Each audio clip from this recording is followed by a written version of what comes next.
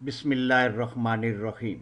शुरू अल्लाह के नाम से जो बड़ा मेहरबान नहायत रहमत करने वाला है।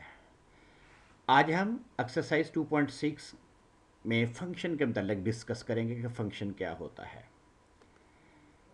आपको इस चैनल माई टॉपर स्टूडेंट पे आईसीएस के तमाम सब्जेक्ट मैथमेटिक्स, कंप्यूटर साइंस और स्टैटिस्टिक्स का सॉल्यूशन अवेलेबल होगा। अगर आपने इस चैनल को सर्च करना हो यूट्यूब पे तो आपने सर्च करना @माई टॉपर स्टूडेंट, तो आपको माई टॉपर स्टूडेंट का चैनल मिल जाएगा। आपने सब्सक्राइब के बटन पर क्लिक करना ताकि आइंदा जो भी क्वेश्चन अपलोड हो उसका नोटिफिकेशन आपको आ जाए। तो शुरू करते हैं। हम फंक्शन क्या होता है। फंक्शंस फंक्शन आपने अगर पिछला लेक्चर पढ़ा हो तो उसमें बताया गया था रिलेशन। रिलेशन क्या होता है? रिलेशन ये होता है कि हम एक सेट को दूसरे सेट के साथ बनाते हैं या एक डिजिट को दूसरे डिजिट के साथ बनाते हैं। जिस तरह हमने पढ़ा था रिलेशन फादर और चाइल्ड के दरमियान रिलेशन, ये भी एक रिलेशन है, ठीक है। और उसके बाद आप हमने ये देखा था कि स्क्वेयर इंटू 2-4 यानी कि 2 का जो स्क्वेयर है वो 4 होता है, तो ये भी एक रिलेशन है।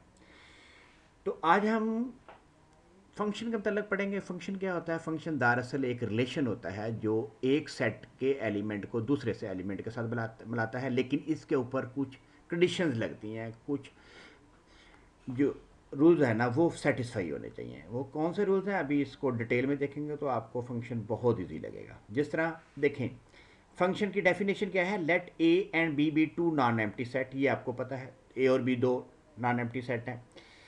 अगर ऐसा रिलेशन जो ए के सेट को बी के सेट के साथ मिला रहा है तो उसमें कौन कौन सी प्रॉपर्टीज होनी चाहिए? F is a relation from A to B, this is that is F is a subset of A cross B. यानी कि जो एफ हमारे पास एक रिलेशन है, रिलेशन का नाम एफ रखा हुआ है, तो जो भी रिलेशन होगा वो ए क्रॉस बी का क्या होगा? वो सबसेट होगा। एक तो कंडीशन ये होनी चाहिए फंक्शन के लिए। दूसरी कंडीशन ये होनी चाहिए कि ये जो हमारा पास पहला सेट होता है, जिस तरह हमने पीछे एग्जाम्पल में बाप और बेटे के दरमियान हम रिलेशन फाइंड आउट किया, तो दूसरे में क्या होता है? हमारे पास ये होता है कि ये इसकी जो डोमेन ऑफ एफ, ये जो रिलेशन होता है उसकी जो डोमेन है, डोमेन से मुराद है कि जो ऑर्डर पेयर का फर्स्ट एलिमेंट हो गया वो किसके बराबर होने चाहिए? ए सेट के बराबर होने चाहिए। अगर ये दो कंडीशंस मीट हो जाती हैं तो क्या होगा? ये एक फंक्शन होगा। सिंपल, कितना आसान है।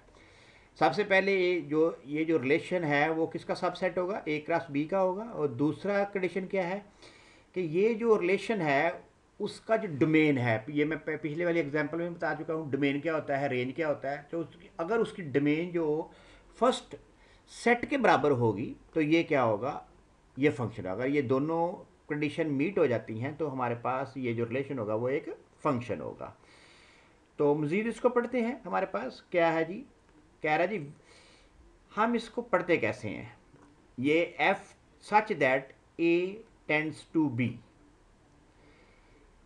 विच is read as F is a function from A to B if, इसको हम कैसे पढ़ेंगे ये वाली चीज को? F is a function from A to B. अब जिस वक्त हमारे पास ये वाला जो फंक्शन है सेट ए के एलिमेंट को बी के साथ मिलाएगा तो उसको हम कैसे लिखते हैं? Y equal to F of X. Y equal to F of X, वो कैसे? If X Y is the element of the F when regarded as a set of order pairs. अब हमारे पास क्या होता है? एक सेट के एलिमेंट दूसरे सेट के एलिमेंट के साथ मिलते हैं, तो जब हम ऑर्डर पेयर बनाते हैं तो वो इस तरह का होता है। ये इस तरह का होता है। ये जो एक्स है ये पहले वाले ए सेट का मेंबर होगा और जो वाई है वो बी सेट का मेंबर होगा। इसका मतलब ये हुआ कि हमने एफ के ऊपर फंक्शन अप्लाई किया है जिसका रिजल्ट आया है वाई, तो उसको इस तरह लिखते हैं। सिंपल, कितना आसान है। ऐसे उसको लिखते हैं कि जो वाई होगा, ये जो सेकंड एलिमेंट है, ये किसके इक्वल होगा?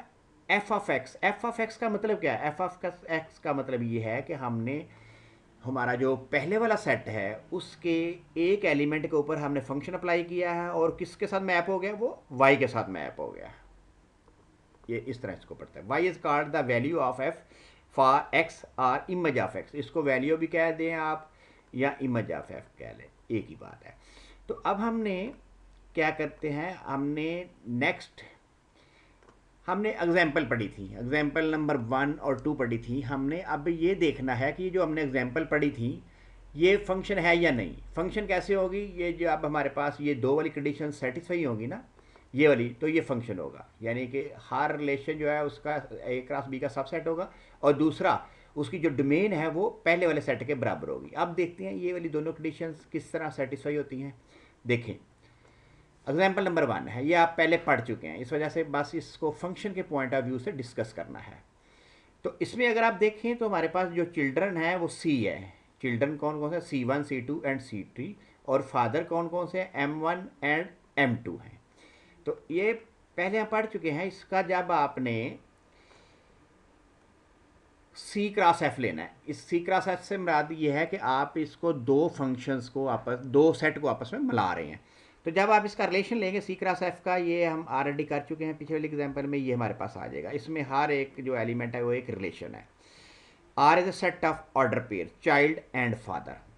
तो अब हमारे पास चाइल्ड और फादर में कौन कौन सा आ रहा है, ये C1 M1 C2 M1 C3 M3 आ रहा है, क्योंकि हमारे उसने स्टेटमेंट में ये बताया है कि हमने कौन सा रिलेशन, फाइंड द रिलेशन कौन सा करना है, चाइल्ड और फादर। और चाइल्ड और जो फादर है वो यहाँ पे इन तीनों में हमारे पास आ रहा है C1 M1 C2 M1 C3 M3, क्योंकि उसने बताया हुआ है।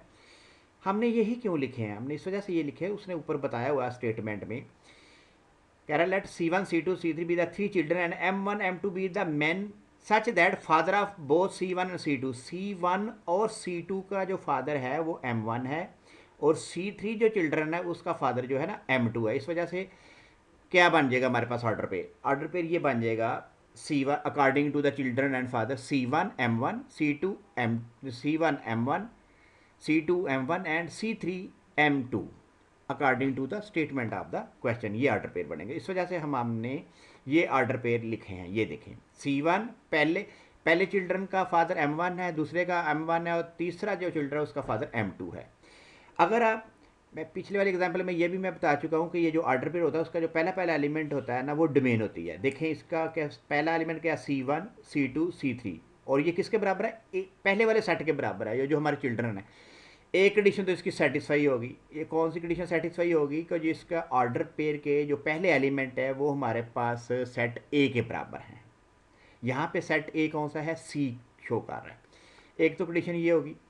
दूसरी कंडीशन क्या थी, दूसरी कंडीशन ये देखें नीचे बताया हुआ है उसने, R is a subset of CF। अब अगर हम देखें तो हर रिलेशन जो है ना ये वाला, इसमें जो भी रिलेशन आप देख लें इसका सबसेट है, C क्रॉस F का सबसेट है। एक कंडीशन ये सेटिस्फाई होगी।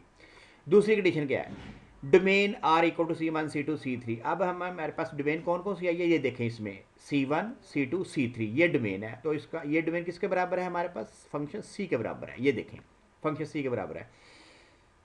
दूसरी कंडीशन भी सेटिस्फाई होगी। आप देखें, first element of not two related pair of are the same. इसका क्या मतलब है, इसका मतलब ये है first element of not two related pair of are the same. इसमें हमने ये बताना है कि जो पहला एलिमेंट है दो पेयर का नहीं सही बराबर नहीं होना चाहिए। अब अगर हम ये वाले जो पेयर ले लें, इसमें देखें पहले वाला एलिमेंट क्या है, C1 है, दूसरे वाला C2 है। इसका मतलब है इसमें अगर आप तीनों में देखें तो किसी भी दो ऑर्डर पेयर का जो पहले वाला एलिमेंट है वो बराबर नहीं है, और यही कंडीशन थी हमारे पास फंक्शन होने के लिए। थर्ड कंडीशन ये थी, first element of not two related pair are the same नहीं है, डिफरेंट है। Therefore R is the function. इसका मतलब ये हुआ कि ये जो रिलेशन है हमारे पास, ये जो हमारे पास रिलेशन बन रहा है ये एक फंक्शन है। हमने एग्जाम्पल को फंक्शन बराबर कर दिया। अब उसके बाद हम C2 की तरफ आते हैं। अब C2 में क्या था जी, C2 में हमने A क्रॉस A लिया, ये सब आ गया। कंडीशन क्या थी इसमें, x less than y। Check करें x लेस देन y कहाँ पे है, ये वाले ऑर्डर पेयर जो है ना इस कंडीशन को सेटिस्फाई कर रहे हैं, 1 2 1 3 2 3। लेकिन इसमें डोमेन क्या बनती है, डोमेन फिर बता रहा हूँ कि पहला एलिमेंट 1 है 2 है। इसका मतलब डोमेन मेरे पास क्या आ गई, 1 1 आ गई। तो ये तो 3 इसके A के बराबर नहीं है, 3 मिसिंग है। इसका मतलब ये फंक्शन नहीं होगा। तो कितना आसान है। आप इसको देखें, first we need to revise the example 2। R is a subset of A, ये तो सेटिस्फाई होगी। लेकिन जो हमारे पास रिलेशन है वो A का सबसेट नहीं है, A के इक्वल नहीं है। ये देखें डोमेन जो है हमारे पास 1 2 है, लेकिन हमारे पास A तो 1 2 3 है। इस वजह से ये वाली कंडीशन सेटिस्फाई नहीं हुई, और ये वाला हमारे पास फंक्शन नहीं होगा। तीसरा हमारे पास एग्जाम्पल है, उस ये तो बहुत ईजी है, इसमें तो कोई रिस्ट्रिक्शन है ही नहीं। क्या है, कह रहा है let A equal to R real number का सेट है और इसमें हमने रिलेशन वो ही सिर्फ लेना है जो Y equal to X plus one के को सेटिस्फाई करता हो। ये कैसे करेगा, ये हमारे डी एग्जाम्पल को डिस्कस कर चुके हैं, लेकिन फंक्शन के पॉइंट ऑफ व्यू से भी इसको डिस्कस करना है। अब देखें हमारे पास हम ए क्रॉस ए लेते हैं। ए क्रॉस ए में हमारे पास क्या है, रिलेशन इसमें ऊपर डिफाइन किया गया है। रिलेशन इस तरह है कि Y equal to X plus one, ये आपकी स्टेटमेंट में दिया गया। तो हम इसको ड्रा कर लेते हैं ताकि हम उसको आसानी से बता सकें कि कौन कौन सा ऑर्डर पेयर इसके लिए अवेलेबल है। अब देखें इसको ड्रा करने के लिए पहले x को 0 ले लें, फिर बेशक y को 0 ले लें। आपने लाइन ड्रा करनी है, सिंपल इसका यही लॉजिक है कि आपने लाइन ड्रा करनी है। हमारे पास दो एलिमेंट आ गए, एक 0 1 आ गया, -1 आ गया, क्योंकि हमारे पास कम से कम 2 पॉइंट्स चाहिए एक लाइन को ड्रा करने के लिए। तो ये लाइन हमने ड्रा कर ली, y equal to X plus one. उसके बाद आपने मुख्तलिफ यहाँ पे ये वाली इक्वेशन में आपने x की मुख्तलिफ वैल्यू रखनी है, क्योंकि रियल नंबर के साथ बिलोंग करती होंगी और आपके पास करस्पॉन्डिंगली y की वैल्यू आती जाएगी। जब x इक्वल टू आप 1 रखेंगे तो y 2 आ जाएगा, x इक्वल टू 2 रखेंगे तो y 3 आ जाएगा, एंड सो ऑन। ये देखें आपके पास ऑर्डर पेयर आ गए।